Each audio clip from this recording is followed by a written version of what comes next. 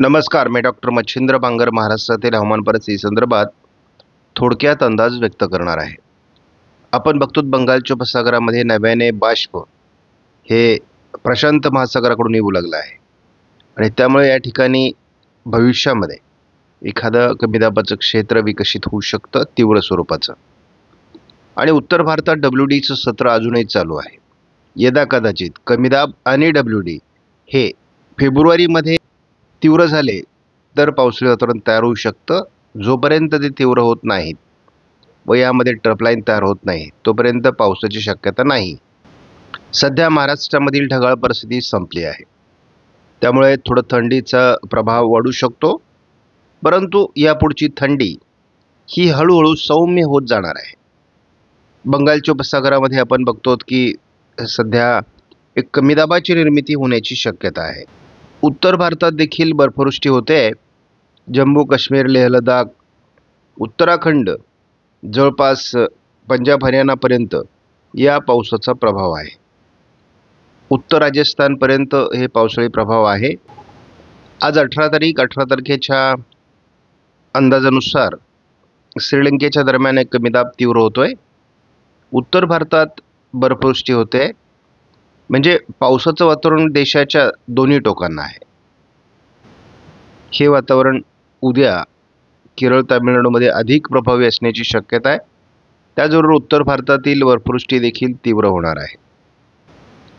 मात्र 20 तारखेला याचा प्रभाव स्कायमेटच्या अंदाजानुसार कमी होणार आहे. 21 तारखेला भारतीय भूभागावरील याचा प्रभाव कमी राहणार आहे. 22 तारखेला तीच परिस्थिती आहे.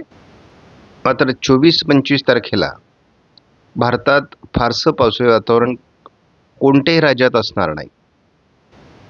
आपण जर आता जानेवारीच्या शेवटच्या फेजचा अंदाज बघितला, म्हणजे आपण बघतो की 29 तारखेला उत्तर भारतात अगदी मध्य भारतापर्यंत एक पावसाळी सिस्टम क्रिएट होणार आहे आणि ज्यामुळे ढगाळ परिस्थिती महाराष्ट्रात पुन्हा वाढू शकते. आपण बघतो 30 तारखेला देखील ही ढगाळ परिस्थिती भारताच्या अनेक भागावर असेल. 31 तारखेला देखील भारतात ढगाळ परिस्थिती खूप असणार आहे. ती परिस्थिती 1 फेब्रुवारीला देखील असणार आहे. म्हणजे याचा अर्थ 29 तारखेपासून पुढे पुन्हा पावसास अनुकूल स्थिती भारतीय भूभागावर सुरू होणार आहे. म्हणजे यदा कदाचित जानेवारीच्या तुलनेत फेब्रुवारी हा वेगळा महिना ठरू शकतो. भारतीय हवामानावर सर्वात अधिक सटीक अंदाज देणारा मॉडेल म्हणजे ECMWF मॉडेल. केरळ, तामिळनाडूमध्ये आज मोठं पावसाळी क्षेत्र राहणार आहे. उत्तर भारताच्या दिशेने एक WD सरकतो आहे. दोन्ही टोकाच्या सिस्टम ह्या तीव्र स्वरूपामध्ये उद्या असणार आहे. 20 तारखेपासून जवळपास पुढे हे वातावरण कमजोर होऊ शकतं.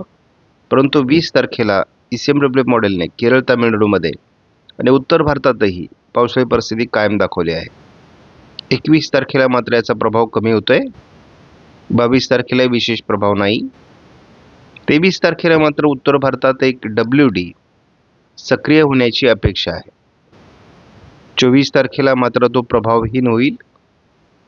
24-25ला फारसं पावसाळी वातावरण भारतामध्ये असणार नाही. हा जवळपास स्कायमेटचा आणि ECMWF मॉडेलचा अंदाज सारखाच आहे. 26, 27, 28 तारखेला देखील भारतीय भूभागावर विशेष पावसाळी वातावरण असणार नाही. 29 तारखेला पुन्हा एकदा कमी दाबाचा प्रभाव केरळ आणि तामिळनाडूमध्ये निर्माण होऊ शकतो. 30 तारखेला देखील हा प्रभाव असणार आहे. केरळ, तामिळनाडूमध्ये तो प्रभाव 31ला देखील असणार आहे.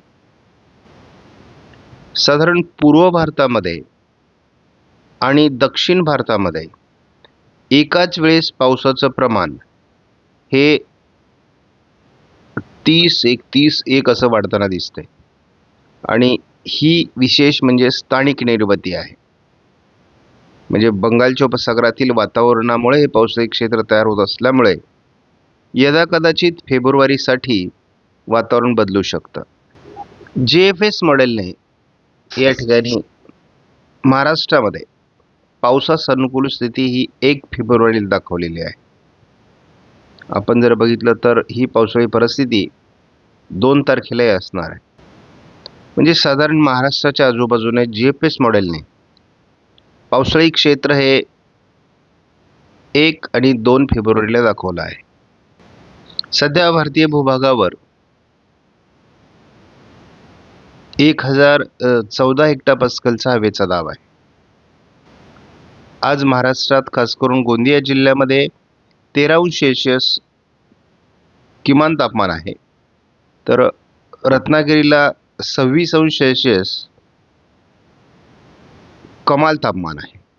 इतरत्र सरासरी 16 ते 17° थंडी आहे. त्यामुळे जेव्हा 18° पेक्षा थंडी कमी असते तेव्हा ती बऱ्यापैकी जाणवण्याची शक्यता असते.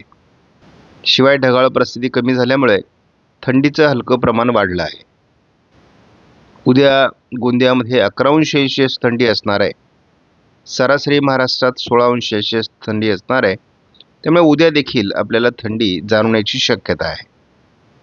आपण गोंदिया जिल्ह्यामध्ये पहाटे 5 वाजता 24 तारखेला 18° तापमान पाहतो आणि त्याहीपेक्षा कमी तापमान अहिल्यानगर, बीड, नांदेड या भागात आपल्याला बघायला मिळते.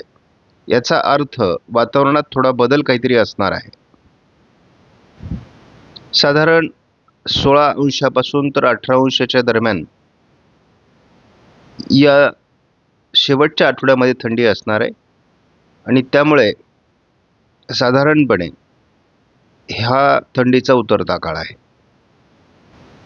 सध्या आपण जे वातावरण बघतो ते 1 तारखेपर्यंतचं आहे. महाराष्ट्रात पावसाचा अंदाज अजून देखील देण्यात आलेला नाही. महाराष्ट्रातील ढगाळ परिस्थिती बऱ्यापैकी आता कमी झाली आहे.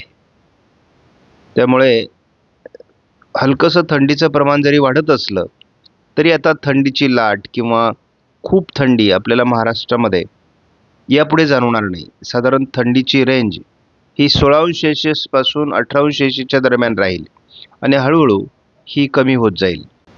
फेब्रुवारीच्या दरम्यान आपण बघतो की साधारण पूर्व विदर्भाच्या दक्षिणी भागात 1009 हेक्टोपास्कलचा हवेचा दाब असणार आहे. त्यामुळे असं जर काही वातावरण तयार झालं तर यदाकदाचित त्याला WDची साथ मिळाली तर पावसाळी वातावरण फेब्रुवारीमध्ये असू शकतं, परंतु आत्ताच त्याचा ठाम निर्णय देता येणार नाही. आपणास व्हिडिओमधील माहिती महत्त्वपूर्ण वाटल्यास लाईक करा, शेअर करा, चॅनलला सबस्क्राईब करा. धन्यवाद. जय हिंद, जय महाराष्ट्र, जय बैरज.